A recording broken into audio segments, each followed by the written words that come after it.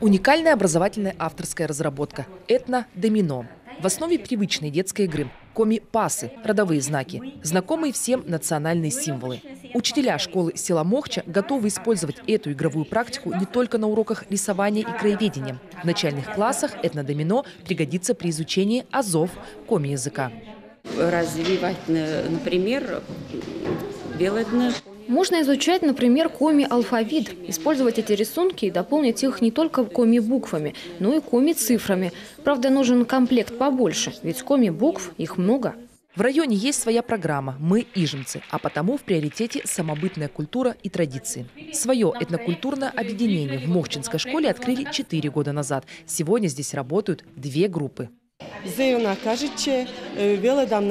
Учим их красиво одеваться, ходить красиво, рассказываем про каждую деталь ижемского костюма и даем все это в игровой форме. Детям нравится такая подача. Местный детский коллектив даже на гастроли ездит, проводят в Мохче и свой школьный лут.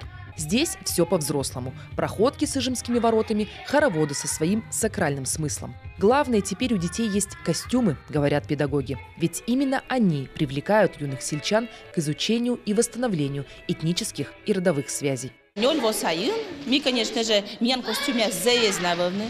года назад, когда мы начинали, приходилось костюмы собирать. Просили в клубе, у бабушек, у знакомых. Теперь детей стало больше, и мы решили костюмы шить сами. Родители нам помогают. Очень яркие получились костюмы. К этнокультурной эстафете подключились и дошколята. В одном из детских садов райцентра уже 2-й год реализуют проект «Чудо из бабушкиного сундука». Доступным языком малышам рассказывают о том, чем и как жили их предки. И снова все внимание приковано к уникальному ижемскому костюму. С трепетом относиться к женским сарафанам и мужским рубахам здесь учат с малых лет. Вот сегодня во время репетиции я спросила: ребята, а вам нравятся такие костюмы? Они: да, нравятся. Я говорю: в таких костюмах ходили ваши дедушки и бабушки.